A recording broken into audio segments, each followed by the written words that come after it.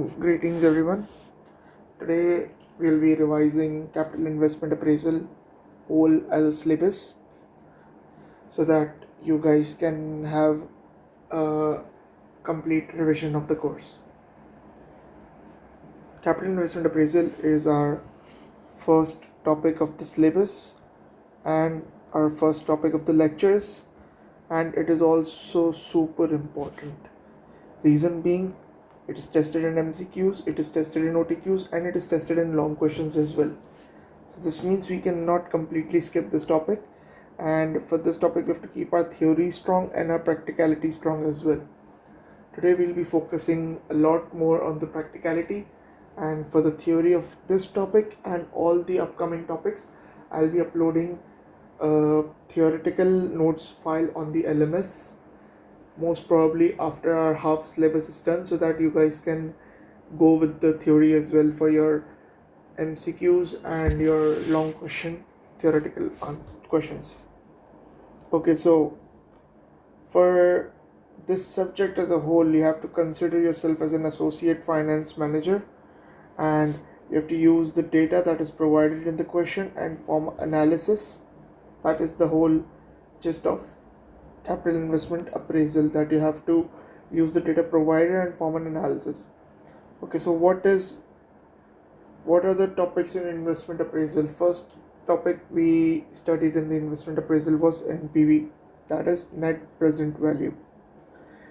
So the basic NPV is, if it's positive you have to accept it, if it's negative you have to reject it, and to find NPV you have to record all inflows and outflows and then net them to get the NPV. And present value is net cash flows multiplied by present value factor. This gives you present value. Okay. Annuity.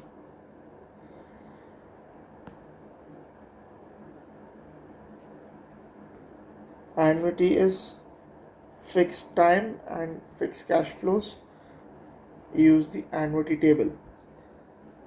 And you have to remember one thing, that examiner never limits you to what to use. It is completely upon the student that what method the student wants to use to find NPV of a particular project. If there are fixed cash flows and fixed time, then you can use annuity, and if the cash flows are variable, then you can calculate it separately. Okay, one more thing in the annuity is that if the cash flows are fixed for a certain period of time in between your project, what do you do? Like for example, you have certain cash flow in year 1, you have a certain cash flow in year 2, and you have fixed cash flows for year 3, 4 and 5. Now what you will do is, you will first take year 1, year 2, you will take the present value factor in year 1 and present value factor in year 2. Now for year 3 to 5, what you'll do is, you'll take the annuity factor of year 1 to 5 and you will deduct the present value factor of year 1 and year 2, and you will reach the annuity factor of year 3 to 5. That is annuity for you guys. Now what is perpetuity?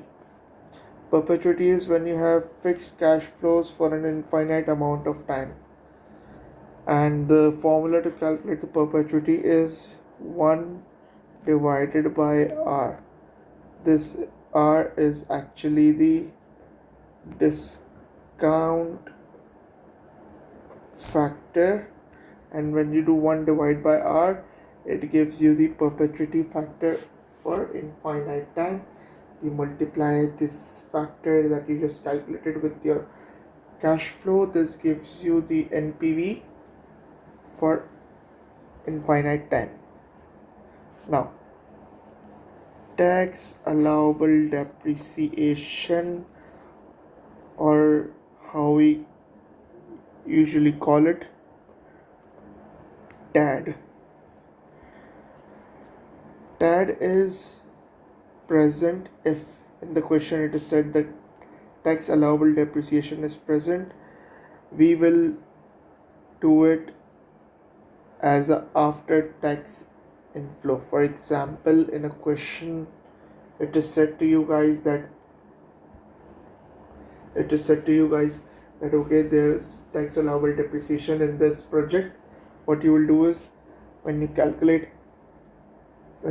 taxable profit, you deduct tax from it, you deduct the tax expense from it, you add the capital allowance on TAD after the tax expense.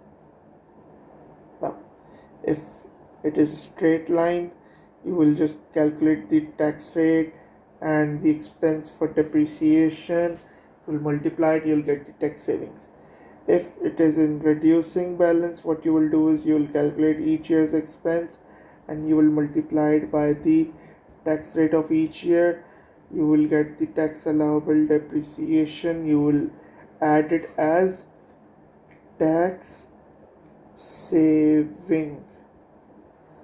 Understood?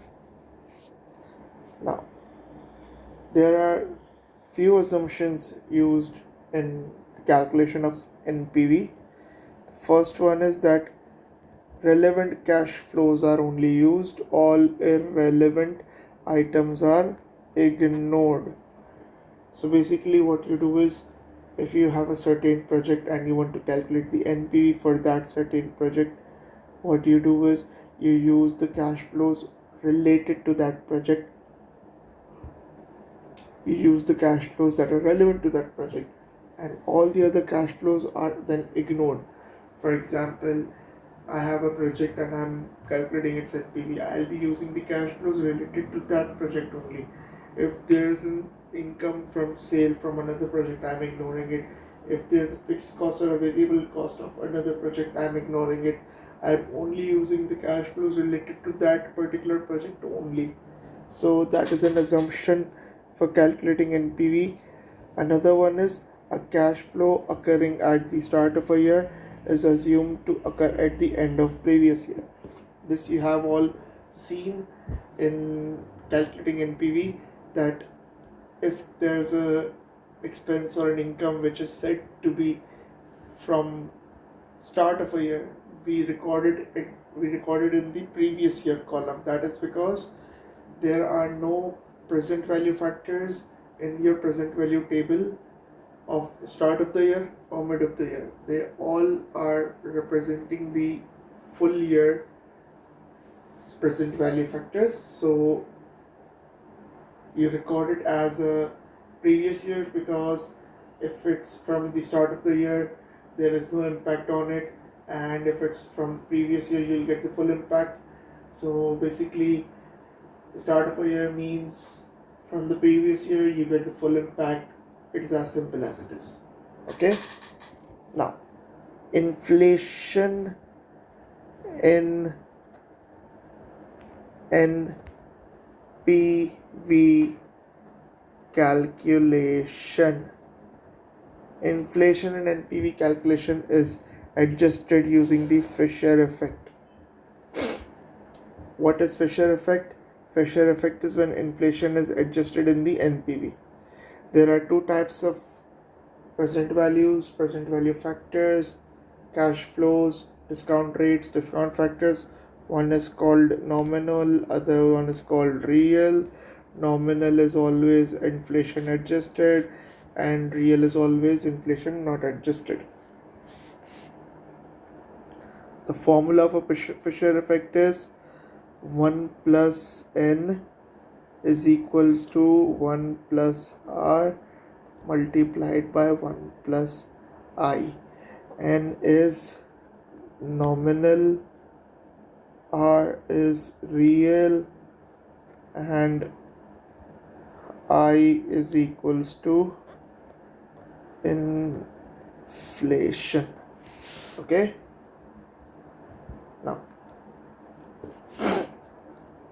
Another part of your NPV calculation is working capital. In your syllabus, there are two types of working capital. One is normal, other one is incremental. Normal means an outflow in year 0 and inflow in last year. But in incremental, you take a part of working capital in each year till year and then last year, and you get an inflow on last year. An example can be, for example, let's just say that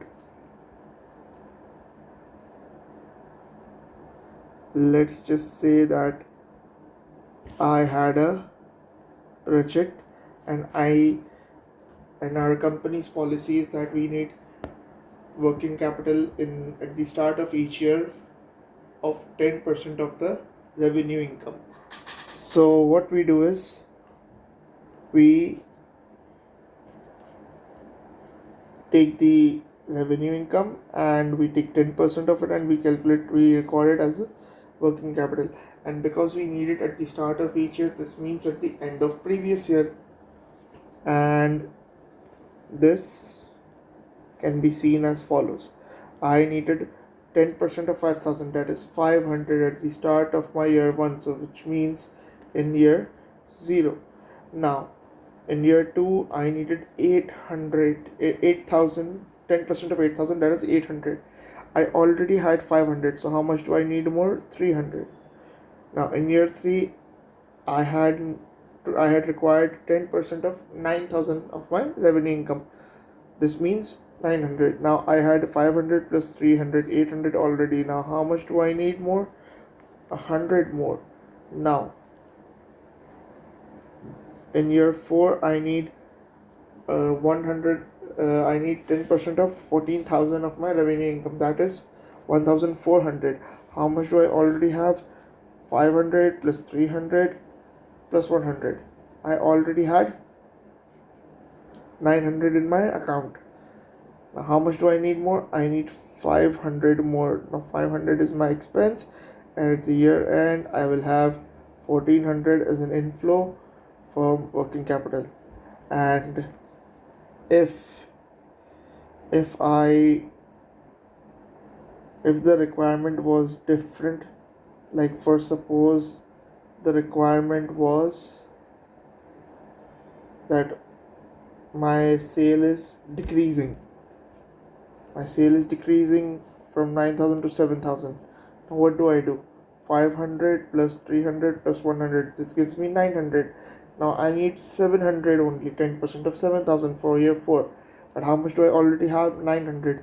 So what will I do? I will take 200 as an inflow and 700 as an inflow on last year. Okay, this is all working capital. Now, that was all for NPV.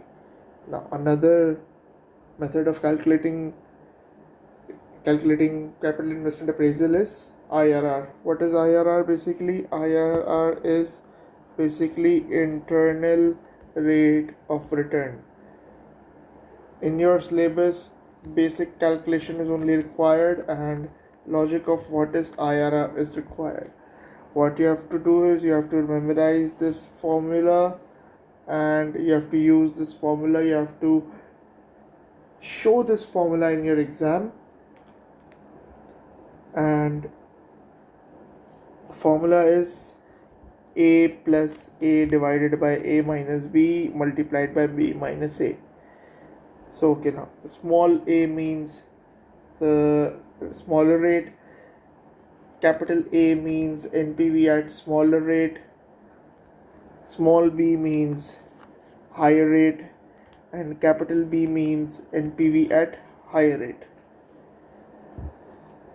When you put everything in this formula, you will get a percentage. That percentage is known as IRR, and this is the discount rate at which the NPV will always be 0. What you have to remember is if my cost of capital is greater than IRR, I will reject the project, and if my cost of capital is less than IRR, I will accept the project. Okay, now ROS. What is ROS? ROS is basically return on capital employed, also known as ARR, accounting rate of return. The formula to calculate ROS is average profit divided by average investment multiplied by 100. This basically gives you how much of average profit you are earning on an average investment of certain dollars. The formula to calculate average profit is total taxable profit minus depreciation divided by life. This gives you an average profit. And the formula to calculate average investment is initial investment plus scrap value divided by 2. This gives you average investment. Now what is basically ROS? ROS is a certain point, a certain percentage of investment you're earning as a profit. Now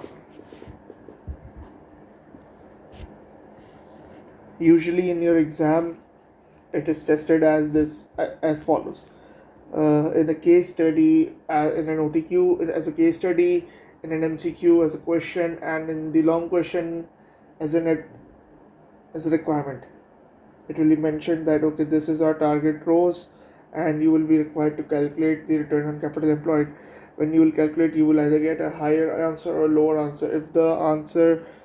If your return on capital employed is lower than the target, you will reject the project, and if your return on capital employed is higher than the target, you will accept the project. Okay.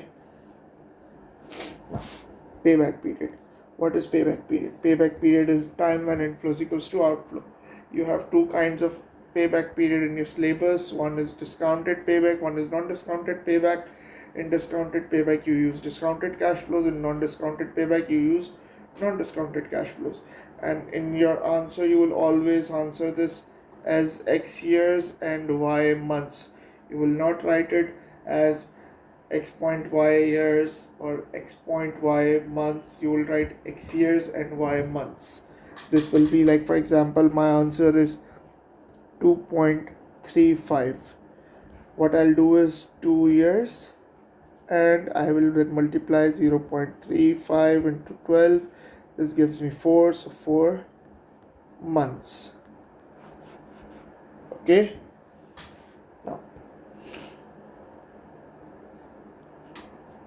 Now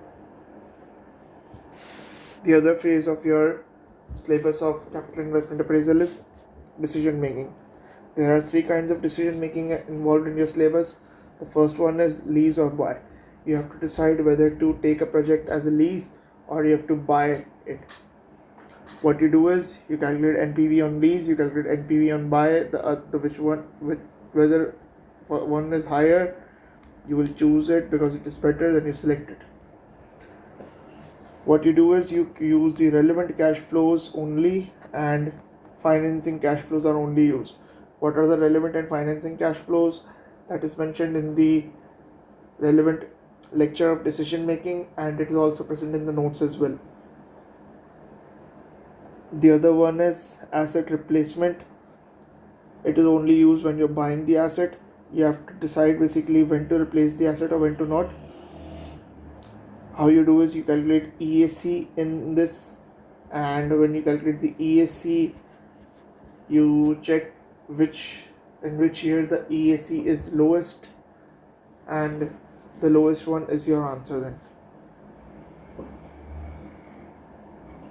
The third decision in your syllabus is capital rationing. What is capital rationing? Capital rationing is basically when you have a shortage of capital, and when you have shortage of capital, what you do is you see, okay, that I have X amount of investment available and I have 3 or 4 projects I can invest in, and I cannot fully invest in all of the projects. Then what you do is you select them based on the profitability index that is calculated as NPV divided by investment. Now,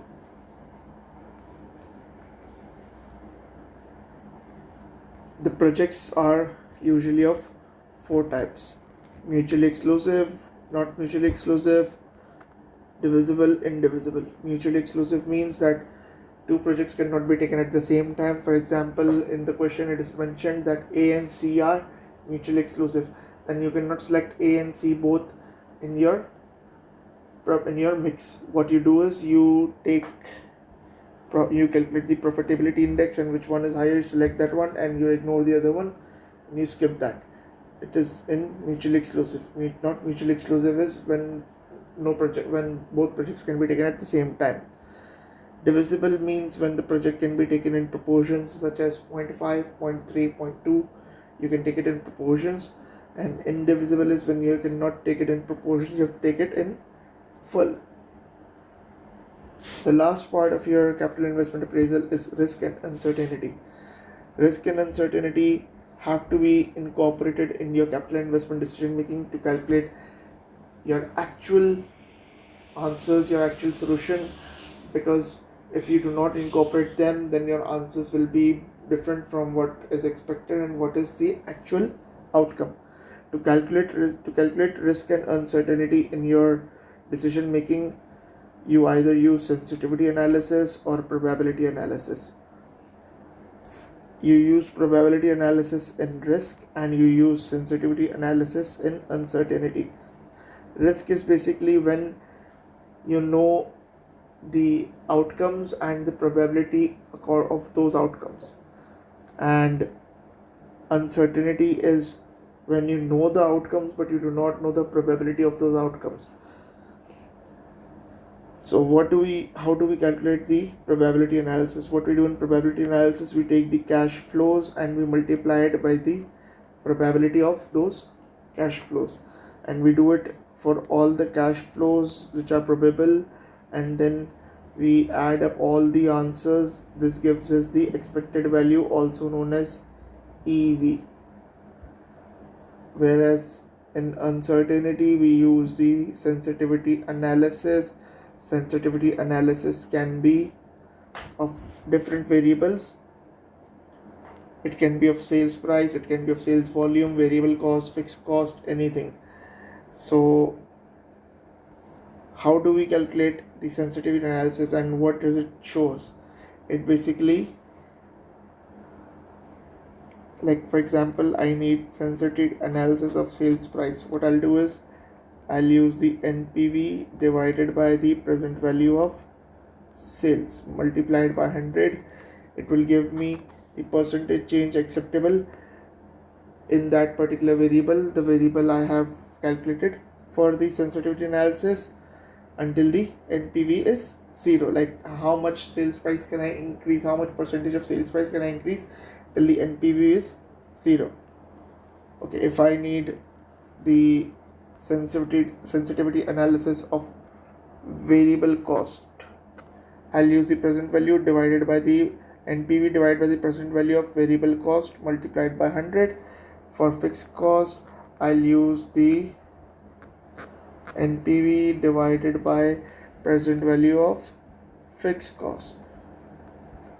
And for sales volume, I'll use NPV divided by the present value of contribution. This will give me that how much of those variables I can change till the NPV is 0. Now,